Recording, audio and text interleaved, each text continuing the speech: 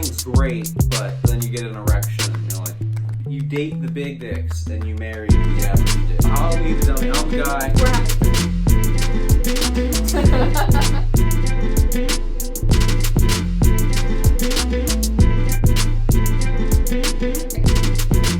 Hi everyone, and welcome back to Melinda's Mailbag.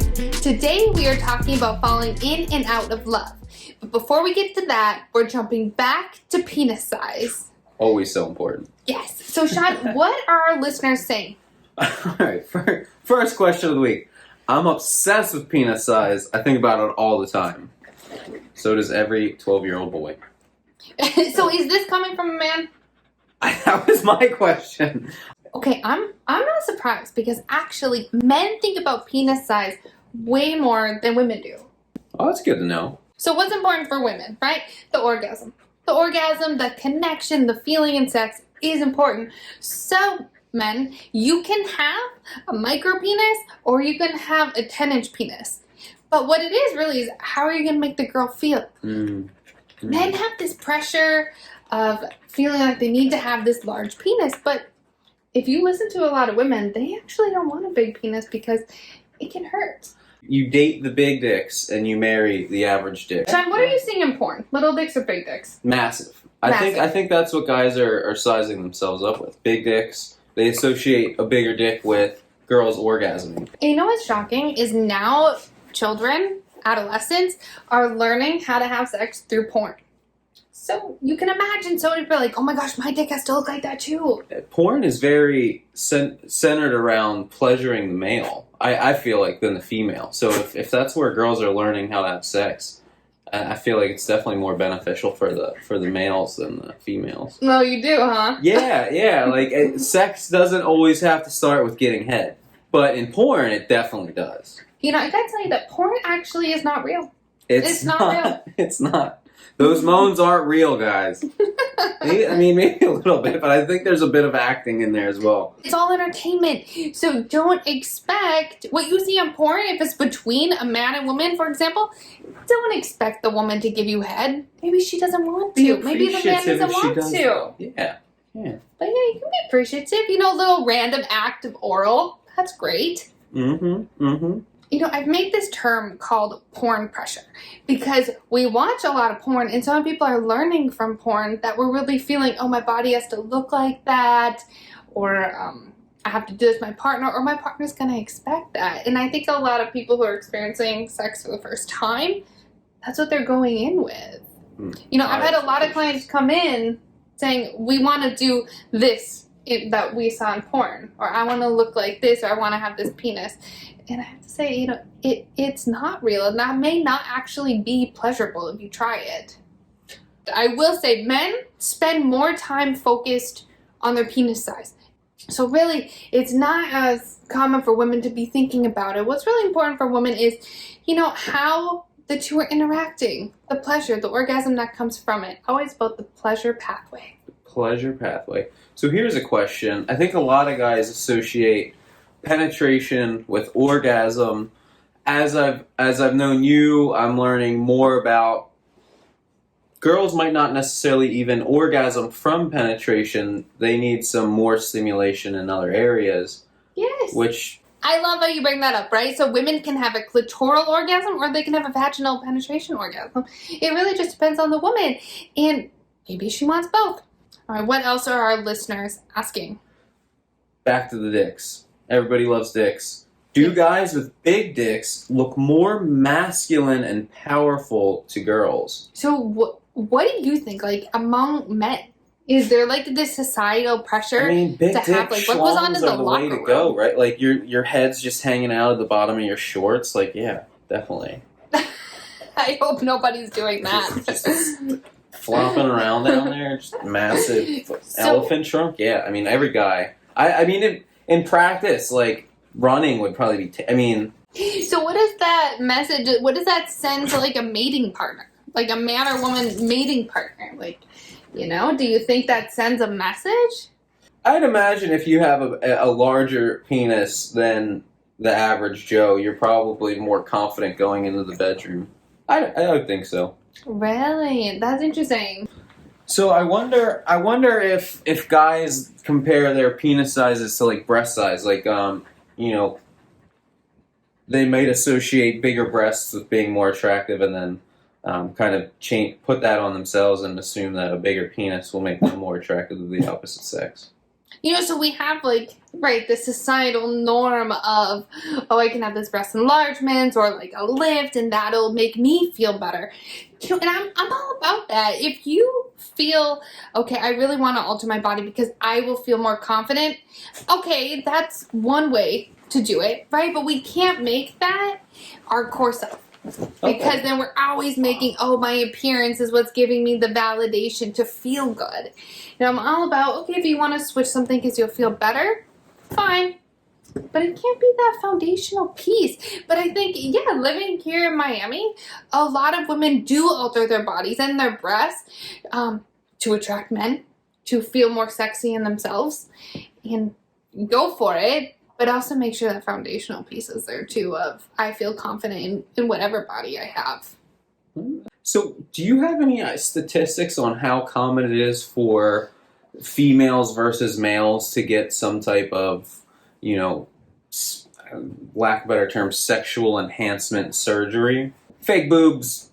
Pretty common really nowadays, common. right? I mean, again, who knows? I don't know if a guy's going to be like, yeah, man, I went to the doc, got 2 inches.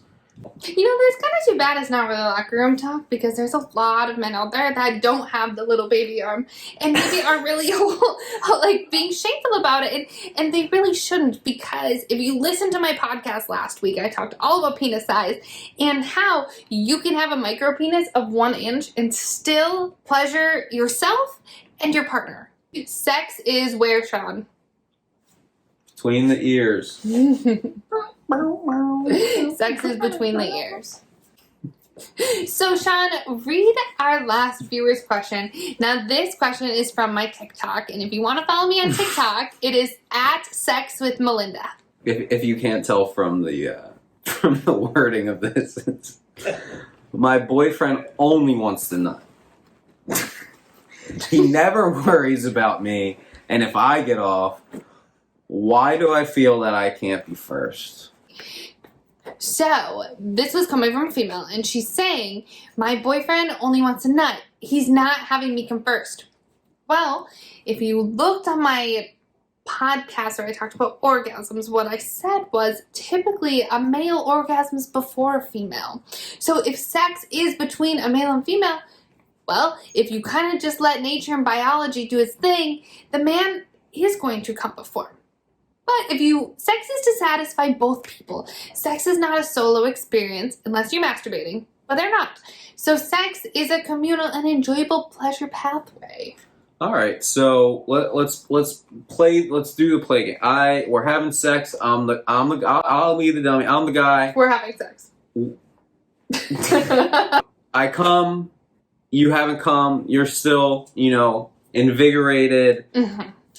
My penis is no longer erect. Mm-hmm. What are some things you can suggest the couple does? So many things. Toys. So many things. If you want, you can totally bring in a toy. You can go to oral. Sex doesn't have to come from penetration.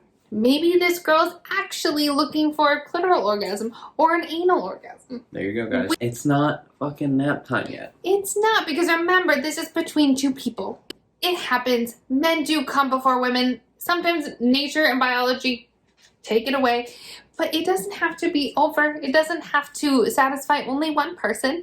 Hey, and you know what? If the male is really, really tired, maybe he can just find it super sexy while she uses a toy on herself or her own hands. All right, thank you so much, TikToker. Yeah, we appreciate your honesty on that one. No editing in that. That was straight out of the... I love it. Thank you, listeners, for writing into me. You can write or DM me on my Instagram at @therapywithmelinda. Or you can go on my website, insight-miami.com. I have a form there, and you can fill it out, send your questions in, and we will be so happy to answer them on Melinda's Mailbag.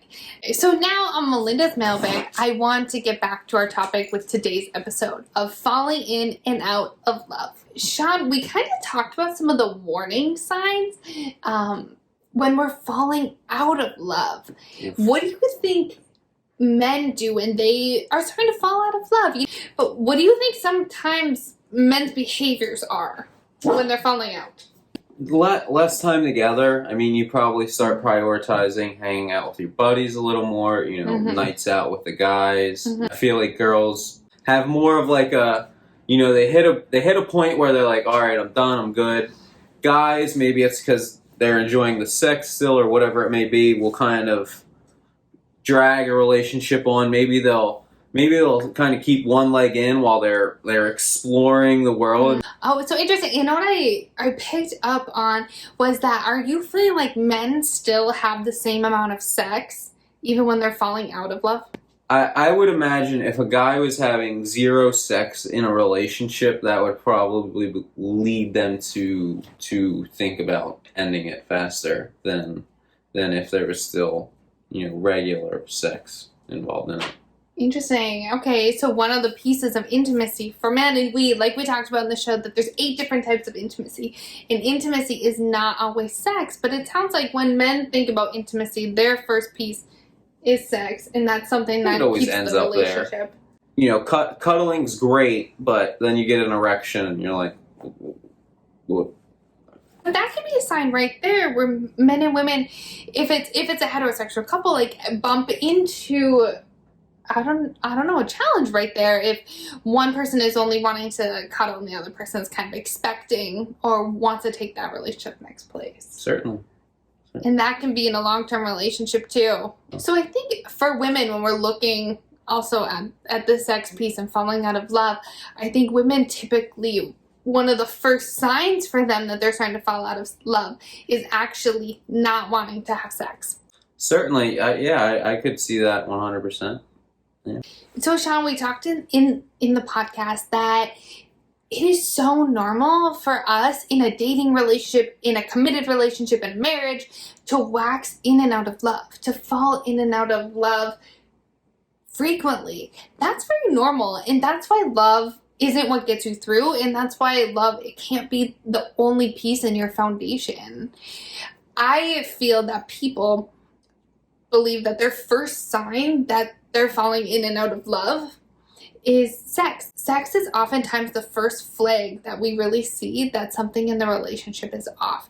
So if you're noticing a difference in your sex life, well, it probably isn't anything to do with the sex or the orgasm or the penis size, but something with the intimacy, something in the relationship is causing the sex piece to go out of whack. The lack of intimacy, the change in sexual desire isn't necessarily the point of contention. It's kind of the end result of, different issues in the relationship. So maybe you're spending less time together, maybe you're arguing more, the lack of respect has gone down, or you're really busy with work and you're not giving your partner the attention that they like or that they want. You're looking outside of the relationship for validation. So if the ebb and flow of love is common, what would you suggest people do when they find themselves kind of in that ruddier area where, they look at their partner, they appreciate them, they want to be with them,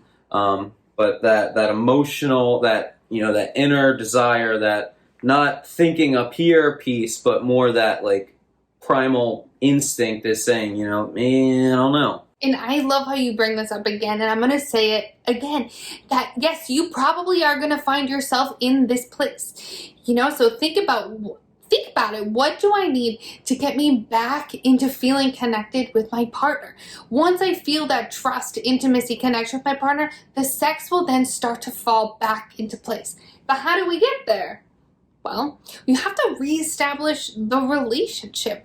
Like I said before, we have many little mini relationships within a large relationship. So I'm in this rut. How do I get out of it? How do I reconnect, put the vibrance back into my relationship? Well, you have to relearn where each person is at that time. I'm feeling really distant from you. I'm feeling really emotionally distant from you. We haven't been spending as much time together. Life really comes at us, and we really sometimes take our relationships for granted, and we push them to the side, and we put a lot of other things before it. And your relationship will feel that after time. would you recommend maybe them seeking some type of counseling, such as yourself, to where, there's kind of an intermediary in the room? It's not necessarily a one-on-one conversation with your partner, but... I've worked with a lot of individuals in a marriage or relationship, and they're like, hey, I'm starting to feel this. So we kind of talk about, their experience in the relationship and things that they can bring home and communicate with their partner. That's what I say, like a therapy session with Melinda is 50 minutes. That's your time to really dive into the problem. Once you spend 50 minutes, you're emotionally and mentally tired. So after you leave my office, after you cross out my door, that's a time, okay, now we put it into action. We've thought and talked enough. Let's go out and enjoy each other from a physical standpoint as well. Which she doesn't help with, guys. Not part of the job. I'm so excited for next week's show. It is all about anal. So tune in. It'll air next Monday, 3 p.m. And don't forget to write in all your sexy little questions to Melinda's Mailbag. And until then, go out and have great sex.